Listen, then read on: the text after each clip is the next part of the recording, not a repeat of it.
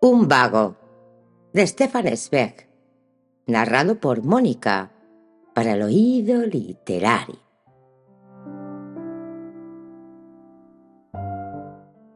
Al pasar por delante del reloj del campanario, vio que era ya muy tarde. Agarró con más fuerza los libros de texto bajo el brazo y aceleró su paso, cansino y perezoso. Pero pronto desistió. El calor del mediodía veraniego lo había vuelto lento y en realidad no le parecía tan importante llegar a tiempo a una clase de griego. Y a un trote indolente siguió en dirección a la escuela por el empedrado que desprendía un sofocante ardor. Llegado allí, vio que ya llevaba 10 minutos de retraso y por un momento consideró todavía si no era mejor dar media vuelta. Pero la idea de asistir a la continuación del aburrido sermón familiar del día durante la comida le pareció tan fastidiosa que se dirigió decidido al aula y abrió la puerta de un enérgico tirón. Su brusca entrada causó cierta sensación. Por detrás se oyeron risitas de superioridad y también, desde los primeros bancos de delante, se volvieron hacia él rostros que sonreían burlonamente. Y desde la tarima el profesor lo contempló con una sonrisa arrogante y dijo a media voz, como con desdén: «Hubiera sido un verdadero milagro que por una vez llegara a tiempo, Liebman. En el llegar tarde pone usted un empeño y una perseverancia de los que carece con mucho en todo lo demás». Las risitas zumbaron ahora por toda la clase, entremezcladas con voces estentóreas de tono más grave e irónico. Todos miraban a Liebman. No respondió ni con media palabra, y ni tan siquiera pestañeó. Pero le costó mantener la calma cuando se dirigió a su asiento, pasando a lo largo de todas aquellas caras que reían de buen humor. Ardía en su interior una profunda congoja, una gran rabia contenida, como todas las veces que sufría esta terrible escena. Abrió su libro con gestos maquinales, sin ni siquiera fijarse en el número de las páginas, y con la vista clavada en las hojas, sin pensar en las letras hasta que bailaron ante sus ojos en un torbellino negro y tembloroso. Y todas las palabras y ruidos del aula se fundieron para él en un estrépito incoherente que retumbaba desagradable en sus oídos. La indiferencia hacia todo le pesaba como el plomo. Unos rayos de sol formaban arabescos delante de él, en su pupitre. Como niños saltarines y chillones bailaban en corros policromos y como manos dúctiles y blancas deslizaban sus luminosos colores por el banco. Liebman los miraba absorto y lleno de curiosidad, pero sin verlos. Soñaba despierto. Soñaba que era ayer por la tarde, cuando una casualidad le había vuelto a poner delante de la cara el espejo de su vida. Ayer, cuando volvía a casa con sus libros de texto y se encontró con chicos de su edad, universitarios y alféizares que en otro tiempo tanto afecto le tenían y que ahora le saludaban con un extraño desdén y un mudo orgullo, porque todavía iba a clase con escolares bisoños y tenía que escuchar fusilerías llenas de polvo, recitadas con voz insípida. Notaba en la garganta como una ardiente risa de rabia y desesperación. Casi se asombró él mismo de no echarse a sollozar como un niño, o de no levantarse y escupirles. Poco a poco se fue tranquilizando, porque empezó a analizar el dolor. Lo diseccionó con la cruel frialdad que solo el dolor más profundo es capaz de proporcionar. Estaba, pues, solo con su destino. Sabía que otros miles sufrían el mismo sino, que era una tragedia cotidiana que se desarrollaba en su vida, pero le parecía que nadie la había vivido aún de un modo tan acerbo. Un vago. ¿Cuántos más había en el mundo? Pero seguía atormentándole el recuerdo del comienzo, de aquel examen que había suspendido la primera vez. Con qué ligereza el profesor, el mismo que ahora estaba sentado a 10 pasos delante de él y al que no le prestaba ninguna atención, le había suspendido. Ese profesor que quizá nunca en su vida había reflexionado un minuto, un segundo, sobre las consecuencias de una decisión tomada a la ligera, sobre cómo de repente había frenado una carrera prometedora y empujado violentamente una vida hacia otro camino. Recordaba aún claramente el cambio repentino que se operó cuando por primera vez perdió un año. Poco a poco, la hasta entonces desmesurada y sin embargo infructuosa aplicación se debilitó hasta convertirse en una letargada apatía. De repente su interés por la literatura y el arte se había truncado brusca y violentamente, y sintió la brutalidad de este golpe hasta en las ramificaciones más profundas de su vida física.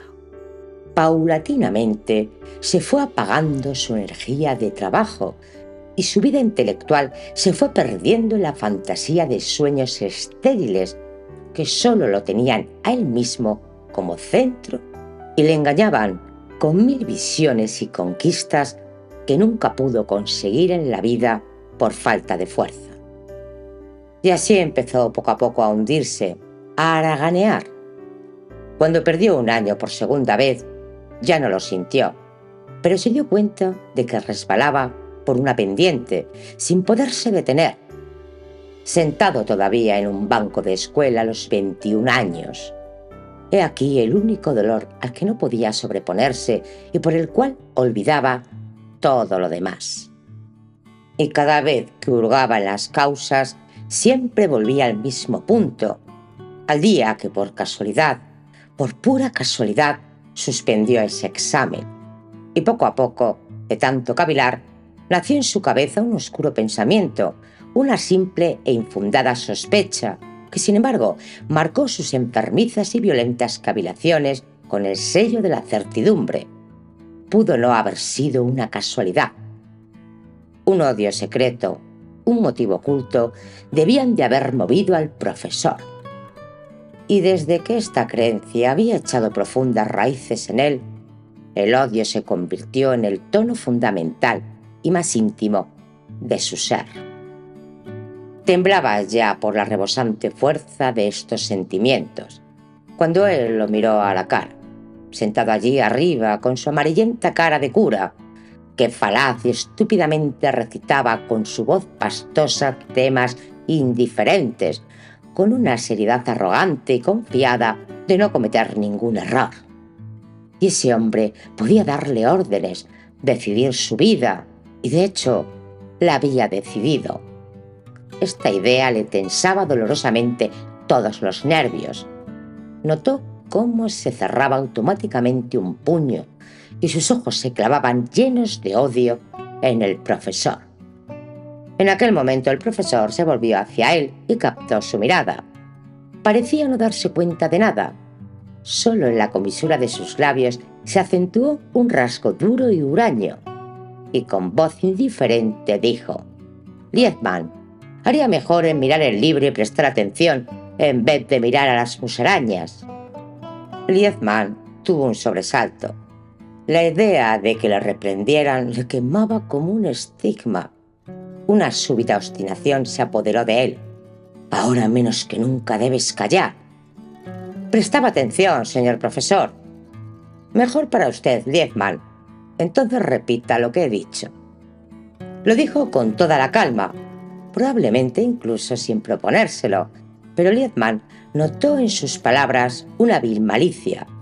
No sabía nada y apretó los labios convulsivamente. Pero un oscuro presentimiento le decía que esta bagatela podía derivar en una catástrofe, que el destino quería repetir su cruel juego cotidiano y sacar consecuencias imprevisibles de una futilidad de lo más trivial. Sabía que algo pasaría, pues notaba que el valor y la desesperación tomaban forma vigorosa dentro de él, que el odio acumulado durante miles y miles de horas confluía en un ancho torrente que pugnaba por abrirse paso. Pero todavía consiguió dominarse y guardó silencio con labios macilentos y temblorosos. El profesor esperó unos segundos. Después dijo sin sombra de excitación: «Así pues, no sabe nada, y antes ha mentido». Esto colmó el vaso. No había vuelta atrás. Liebman sabía que luchaba por una causa perdida, pero sabía también que todos los sentimientos reprimidos que lo quemaban tenían que manifestarse. Sí, hoy no, mañana. Y encima los crecientes susurros y risitas de los escolares lo irritaban. Sobre todo no seguir el juego, pasara lo que pasara, y su voz sonó clara y decidida. «No he mentido, puedo repetirlo». «¿Pero no quiere?» «No, no quiero», porque era una cháchara inaguantable. Las palabras cayeron como un rayo. La sonrisa de satisfacción se heló en todos los rostros que habían seguido expectantes la controversia. Todo el mundo presentía que aquella atmósfera cargada ocasionaría una tragedia de trascendental importancia. Y en cuanto a Liebman, era el que estaba más tranquilo. Había provocado un final violento, porque era lo que quería, y ahora se había producido. El profesor había recuperado el aplomo que había perdido completamente al oír aquellas inesperadas palabras. Se acercó a grandes zancadas a Liebman y dijo con voz jadeante y temblando de excitación: «Es usted un insolente y...» «Para servirle». Esto cortó bruscamente la frase del profesor, y luego, de repente, se produjo un monumental embrollo, como en una riña cuerpo a cuerpo.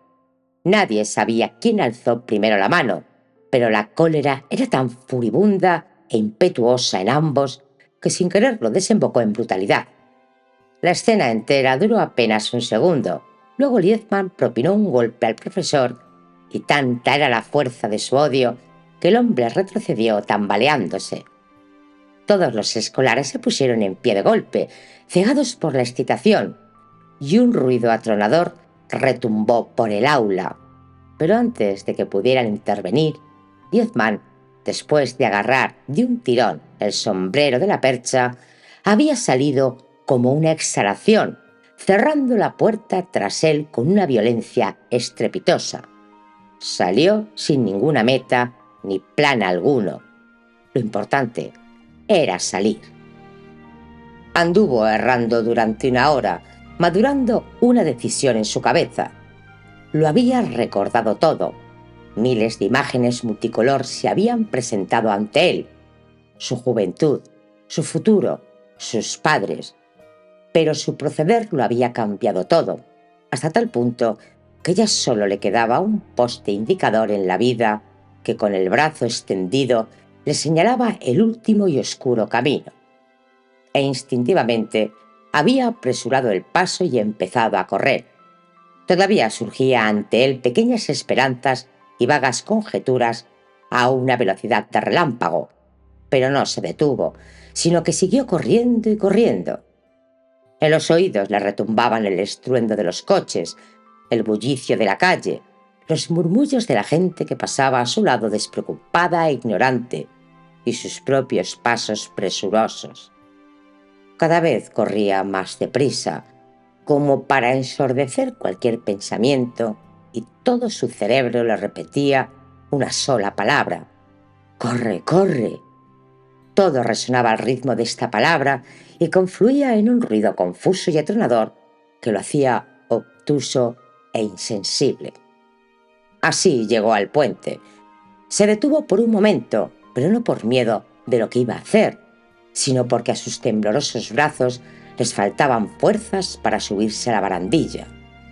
Una vez más, emergió el recuerdo de su vida arruinada y su cuerpo lo recibió como una brusca sacudida. De un solo impulso se encaramó a la rampa y cayó con la velocidad del rayo, hendiendo el aire hacia la gris corriente. La cruz, de Stefan Zweig.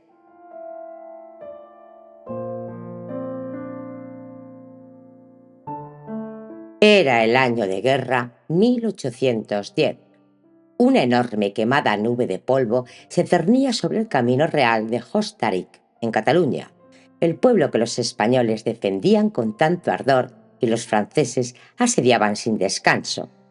De vez en cuando, una perezosa ráfaga de viento abría el blanco velo, del que emergían pesados carros de formas vagas, soldados en grupos sueltos, caballos arrastrándose fatigosamente hacia adelante, un transporte de vituallas protegido por un coronel experimentado con sus tropas.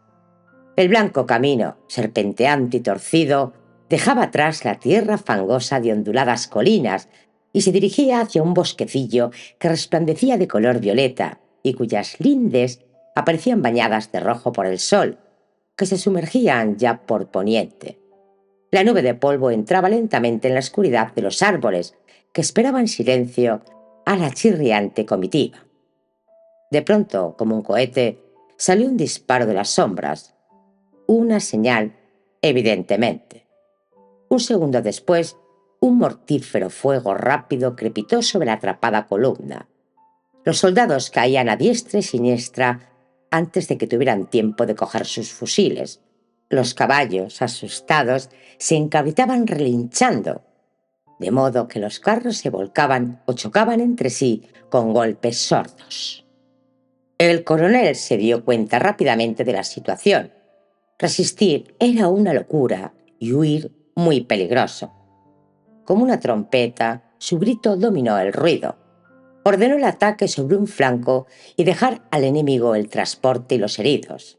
El tambor redoblaba exaltado bajo las febriles manos del pequeño tamborilero, y sin orden ni concierto, impetuosos e irresistibles, saltaron los franceses hacia el costado izquierdo del camino y penetraron en el bosque, cuyos árboles empezaron extrañamente a cobrar vida. Cayeron rayos desde las copas, que oscilaban a causa de un peso inusual. Sombrías formas se deslizaban por los troncos, rozándolos como serpientes negras, y a veces una masa humana caía con un ruido sordo, como un fruto maduro, de unas ramas que seguían oscilando furibundas.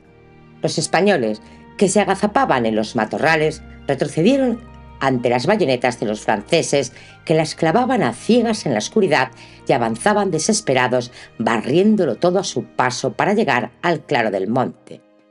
Mientras tanto, crecía el sordo fragor de gritos y disparos, que se perdían en un asustadizo eco. Solo a la cabeza, pistola y sable en mano, el coronel se lanzó al ataque. De pronto, su brazo extendido hendió el aire con la mano convulsamente contraída. Su pie había quedado atrapado en una raíz, y al tropezar se golpeó tan fuerte la cabeza contra un árbol que se cayó, con la mirada vacía, en la oscuridad de un matorral, cuyas varas silbaron violentamente encima de él. La batalla pasó de largo, rauda y veloz, sin hacer caso del hombre tendido sin sentido. Cuando el coronel volvió a abrir los ojos, estaba solo en medio de la oscuridad y el silencio. Encima de él se mecían las ramas en el cielo ensombrecido por el atardecer, llenando el aire de sordos silbidos. Cuando quiso levantar la cabeza, notó sangre en los labios. Con los pensamientos confusos, se palpó las marcas que las varas le habían hecho en la cara al caer, y rápidamente se le avivó entonces la memoria. Y desde el lugar del ataque, el viento le traía el apenas perceptible y confuso ruido de caballos enjaezados y de ruedas retumbantes, cada vez más lejos y más lejos. Por lo visto, la victoriosa banda de guerrilleros se llevaba el botín. Con los primeros recuerdos se mezclaba ya un dolor sordo. El coronel se daba cuenta de que su decisión se le había escapado completamente de las manos y que ahora pendía solo del azar. Se encontraba solo en un bosque desconocido, solo en tierra enemiga. Un reflejo de su sable o un chasquido de la maleza podía delatarlo, una presa fácil e indefensa ante las torturas de los insurrectos. Pues desde que Augereau había marcado los caminos con patíbulos levantados sobre la marcha, desde que los españoles eran fusilados sin juicio previo, los franceses encontraban horripilantes aquellos rastros de venganza en los pueblos abandonados, cuerpos carbonizados de soldados quemados a fuego lento, cadáveres descompuestos de prisioneros empalados, imágenes terribles de suplicios y de crueldades brutales. Todo esto pasó como un relámpago por su cerebro, tan rápido, tan claro, que se estremeció como agitado por la fiebre. Más y más oscuro, susurraba a su alrededor el funesto bosque que lo tenía prisionero. El coronel reflexionó, ahogando cualquier decisión precipitada. Solo la huida era posible. Huir del bosque por la noche, huir hacia Hostaric o de vuelta al camino para encontrar de nuevo tropas francesas.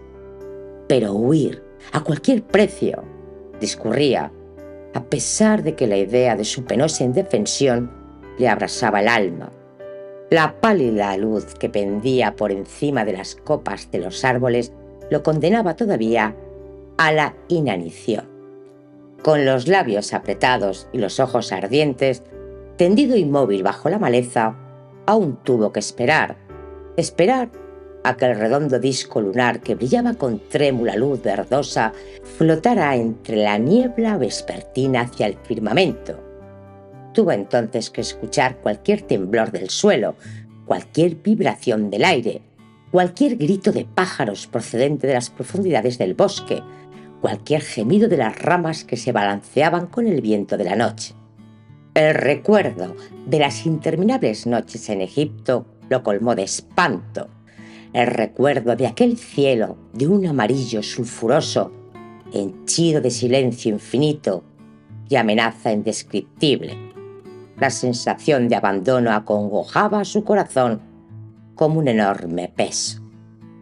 Finalmente, al cabo de horas y horas, cuando la luna cubrió el bosque con su fría luz como el hielo, regresó, arrastrándose de rodillas con toda precaución, al lugar del ataque, temblando no tanto de miedo como del ardor febril de una vaga esperanza. Con infinita cautela, que era el más terrible tormento en su estado de agitación, avanzaba a cuatro patas, palpando la maleza de los enmarañados arbustos y la dura red de las raíces de los árboles. El camino de un árbol a otro le parecía una eternidad.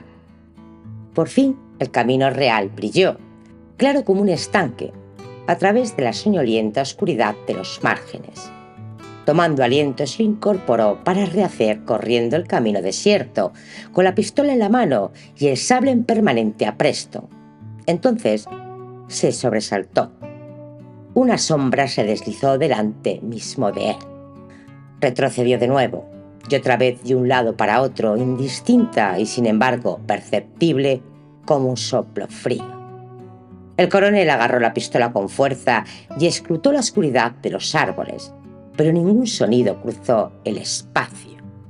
Sin embargo, lentamente y sin pausa, se arrastró de nuevo la sombra por la gravilla del camino e inquieta, inmaterial, se volvió a desvanecer. Iba y venía como la oscilación de un péndulo, misteriosa y silenciosa, fantasma de la noche. Jadeante, el coronel siguió su camino. Se estremeció de repente cuando levantó los ojos hacia el claro de luna. Casi rozando su cabeza, de la rama inclinada de un joven alcornoque, colgaba un cuerpo desnudo, resplandeciendo pálido y siniestro a la luz gredosa de la luna. Se balanceaba con un reposado movimiento, como la sombra del camino, y a medida que la mirada horrorizada iba posándose de un árbol en otro, la horripilante imagen se multiplicaba.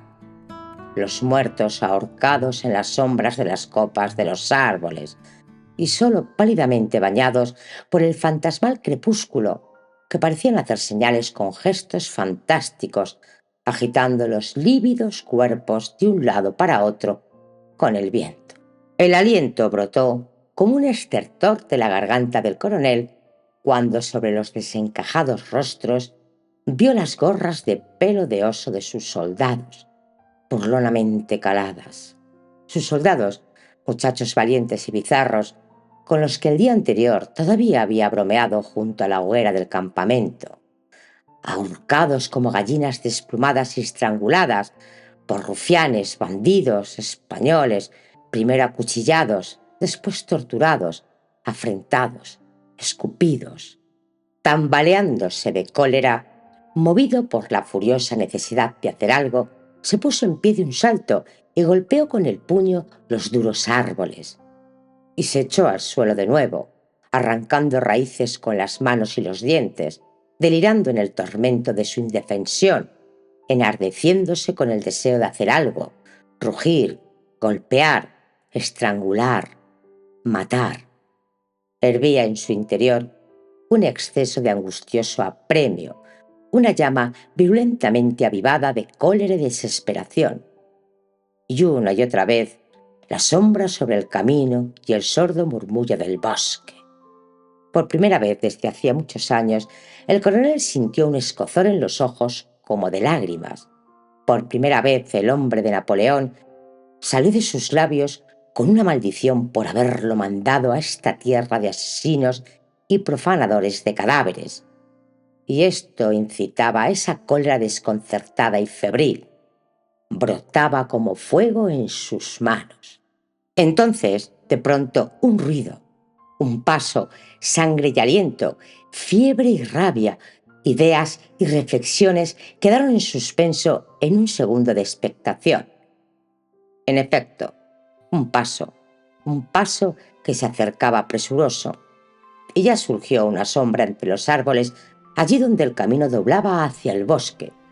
Instintivamente el coronel, al acecho, se acuclilló en la oscuridad, agarrando ávida y convulsivamente las armas.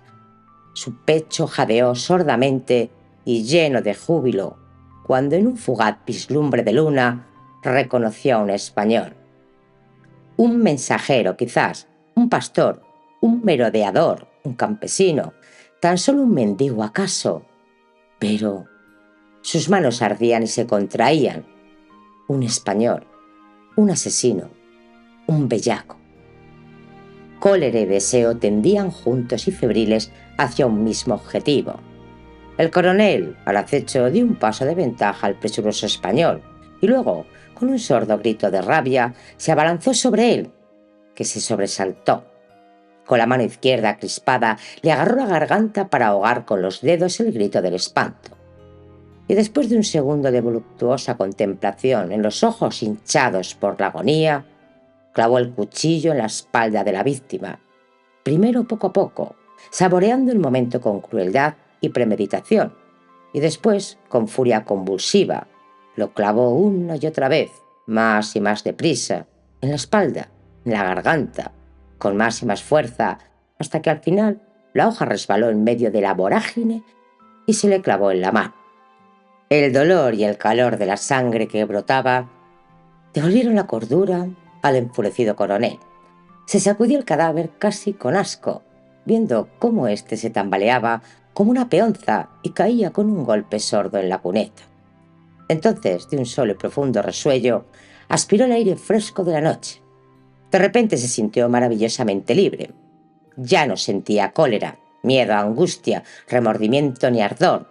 Solo el aire fresco, frío de luna, lleno, hinchado por un viento suave que le recorría los labios. Fuerza, valor y reflexión apresurada circularon de nuevo por sus miembros. Erguido, se sintió de nuevo coronel de Napoleón. Tranquilo y seguro, su pensamiento ascendió del pasado al futuro. El cadáver del soldado muerto precipitadamente en un arrebato de cólera ciega lo traicionaría. En un instante se percató de ello. Cuando se inclinó sobre el rostro desencajado, que, a la luz insegura de la luna, parecía animarlo con una vida espectral, Los vidriosos ojos le miraron fijamente con una siniestra expresión, pero el coronel no sintió miedo ni contrición, ni siquiera el súbito estremecimiento del horror momentáneo. Sin miedo alguno cogió el cadáver, lo arrastró por los matorrales, que se doblaban a regañadientes, hasta el escondrijo que antes le había protegido a él, y arrojó sin miramientos el pesado cuerpo en el suelo del bosque. Tomó aliento. Ninguna agitación palpitaba ya en su cuerpo, pero después de muchas horas terribles, el cansancio y el abatimiento empezaban a hacer mella en él. La mañana ya no podía estar lejos, pues la luz de la luna ya pendía más pálida de los arbustos, de modo que abandonó el plan de huida por tardío, y sin meditar sobre nuevas posibilidades, obedeciendo solo a la fatiga, se echó al suelo apenas a 2 pasos del muerto, y cayó profundamente dormido, como en los campos de batalla de Italia y Austria, en la soledad de la muerte. Al despertar de esta noche de horror bajo la amarillenta luz de una mañana encapotada, tiritando de frío por la helada matinal y atragantándose por la amarga presión de su garganta, el coronel examinó su desesperada situación. Fácil de reconocer como soldado y sin hablar la lengua del país, no podía arriesgar un solo paso fuera del bosque que lo rodeaba con sus temblorosos susurros. Debía esperar de nuevo, esperar sin hacer nada hasta la noche. Debía confiar en el paso de tropas francesas, en algo inaudito, improbable. Poco a poco, como un animal roedor, otra voz se abrió como en su interior, inquieta y torturadora. El hambre le desgarraba las entrañas y la sed le quemaba los labios. Amanecía un día de tormentos. Le surcaban el cerebro pensamientos corrosivos como la terrosa humedad que absorbía de las raíces arrancadas. Inquieto, jugaba con la pistola cargada que podía poner fin a todo. Tan solo el dolor, el orgullo de no querer reventar como un animal en el bosque, inútilmente, sin lucha, lejos de sus tropas, impedía a sus dedos apretar el gatillo. Permanecía echado presa de un sordo tormento, horas y horas, toda la eternidad del día hasta la noche. A su alrededor, la vida seguía su ritmo burlón. Desde el camino llegaba de vez en cuando el ruido fugaz de transeúntes que por un momento apagaban su horrible soledad, pero luego, de nuevo, seguían horas ocupadas solo por el silbido del viento y los susurros de las ramas. Nadie se acercaba a abrir los barrotes de la invisible prisión. Yacía como un herido en el campo de batalla que lanza quejidos al cielo vacío, tumbado con manos lánguidas y frente febril en un bosque que destilaba humedad bajo el sol naciente. Finalmente, después de horas de atroz tormento, los rayos de sol empezaron a sesgarse. Llegó la noche y con ella una decisión desesperada. De un brusco tirón, el coronel se arrancó la ropa del cuerpo y la tiró en medio de la oscuridad. Luego hurgó a tientas en la maraña de hojas donde yacía boca arriba el cuerpo del español muerto. Lo levantó y le quitó la ropa, pieza tras pieza. Le arrancó la ensangrentada capa de la mano, esta contraída por la muerte, y acuciado por su última e inexorable decisión, se envolvió en la indumentaria española, echándose el capote sobre los hombros, donde la ancha y todavía húmeda marca de sangre empapaba la ropa. Así quería huir, mendigar pan, quería calmar el sofocante fuego que le desgarraba el cuerpo, salvarse de aquella telaraña de horror, de aquel bosque de muerte. Deseaba volver con los hombres, no quería vivir más como un animal entre cadáveres, acosado por el miedo y el hambre. Quería volver con su ejército, con su emperador, aun cuando fuera el precio de su honor. Un sollozo se le atravesó la garganta cuando vio su uniforme abandonado como un cadáver, el uniforme que había llevado en 20 batallas, que había crecido, unido a un ser como el hijo con su madre. Pero el hambre lo empujaba hacia el camino, hacia el crepúsculo. Cuando se volvió hacia atrás, Por última vez, como despedida, vio a través del brillo de las lágrimas el destello como de un ojo. Era la cruz que Napoleón le había colgado personalmente en el campo de batalla. No podía dejarla. La cortó con la daga y se la metió en el bolsillo. Y se alejó. Se lanzó hacia adelante por el camino, raudo, presuroso. Apenas a 1 milla del bosque había, él lo sabía, un pueblecito abandonado. La compañía había hecho alto en él y vagamente recordó, atormentado por el impetuoso deseo del hambre y el martilleo de la sangre, una fuente redonda en la plaza donde habían bebido los caballos. Incluso los sombríos rostros de los españoles emergieron en su recuerdo, ese escarnio de los traidores a duras penas refrenado, pero todo se borraba en una única sensación: hambre. Y así corría, casi tambaleándose por el camino ya oscuro, con la cabeza embozada en el sombrero calado hasta las cejas. Corrió y corrió para así vencer con rabia la hinchazón del hambre. Corrió jadeando hasta que por fin vio que la oscuridad adquiría formas, hasta que la cerrazón de la noche que caía brotaron casas estrechas y entrelazadas. Llegó a tientas a la plaza y primero dejó correr el agua de la fuente por su garganta, hundió las manos y la frente febril en su frescor. Un primer instante de bienestar recorrió su cuerpo después de horas interminables, pero al cabo de poco sintió de nuevo alzarse contra él el puño del hambre, que lo empujó hacia adelante, hacia la primera puerta. Intranquilo golpeó el podrido portón. Una anciana de rostro amarillento, cortado por arrugas, lo contempló con ojos malévolos y desconfiados, abriendo solo, a medias, la hendidura. Con gestos de mudo, se señaló con los labios e hizo un ademán de súplica. Su corazón de soldado estaba muerto en ese momento, enterrado allí en el bosque junto con el sable y el uniforme.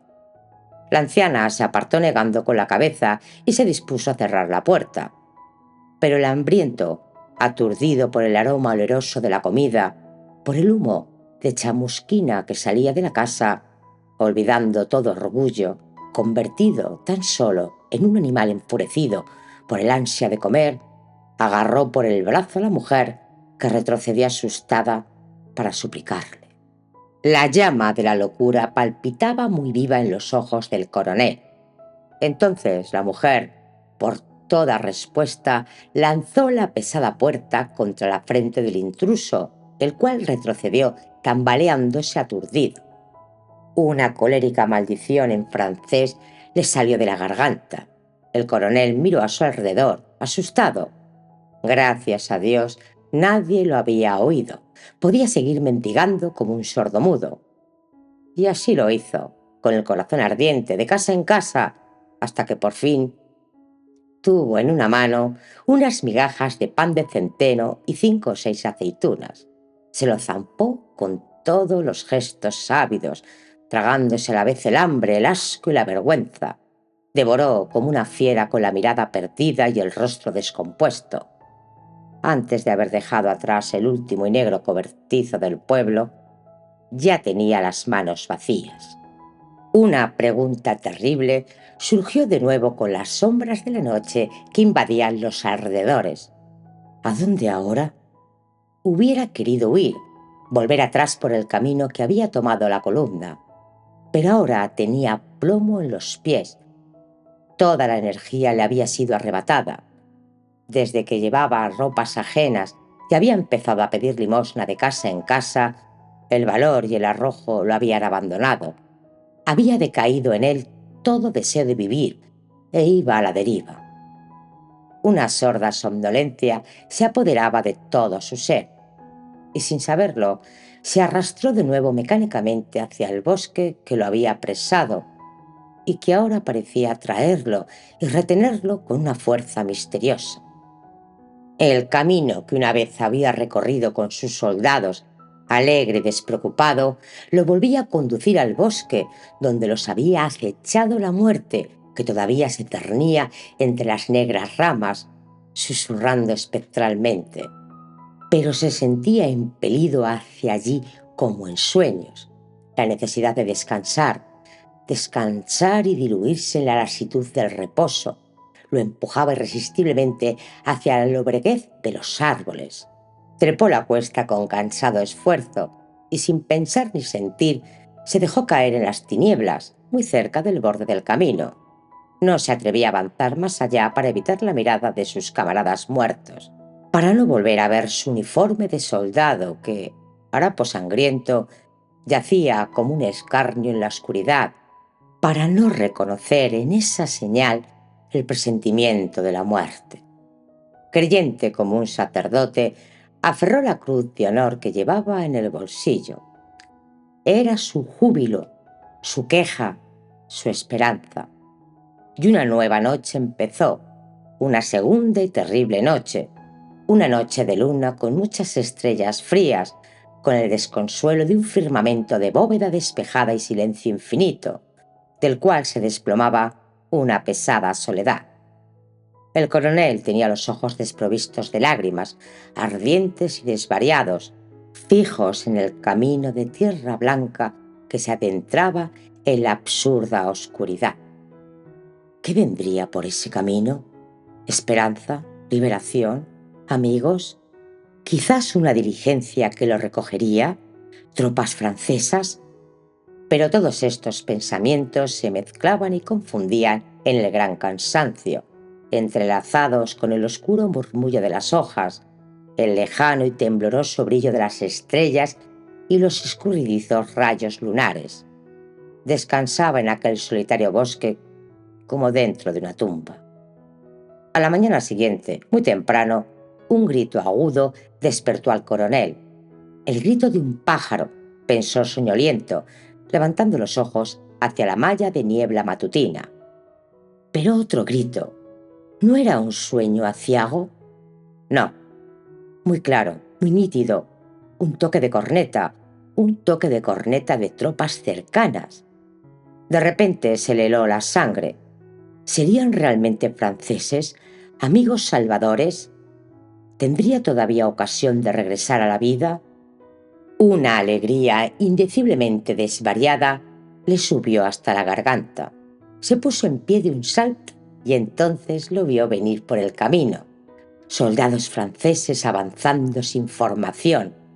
Vio las gorras, los sables, las banderas, las piezas de artillería, refuerzos para Ostaric.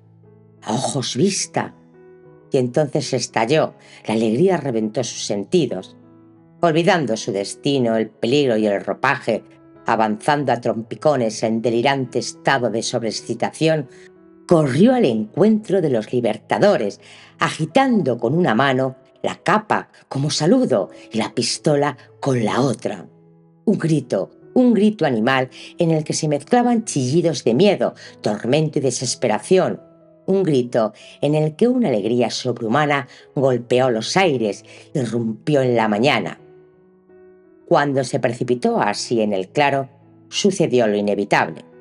2, 4, 10 disparos, toda una descarga, crepitaron en dirección al supuesto español, el cual, tambaleándose todavía hacia adelante en su impetuosa carrera, vaciló, se balanceó y se desplomó bañado en sangre. El batallón formó rápidamente.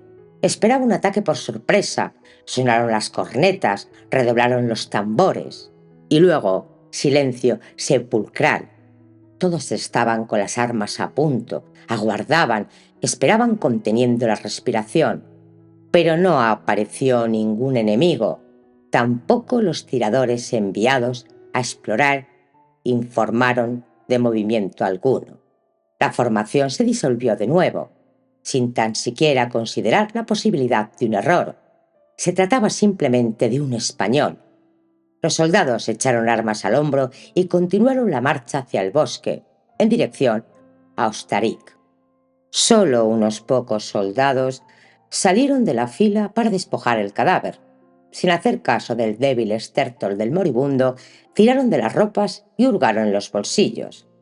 Y una rabia enorme se apoderó de ellos cuando uno encontró entre los sangrientos harapos aquella cruz del desaparecido coronel, una cruz de Napoleón en el bolsillo de un bandido español. Con saña y a golpes de culata aplastaron el cerebro del presunto asesino. Cegados por la rabia, machacaron el cuerpo despojado y lo patearon entre imprecaciones.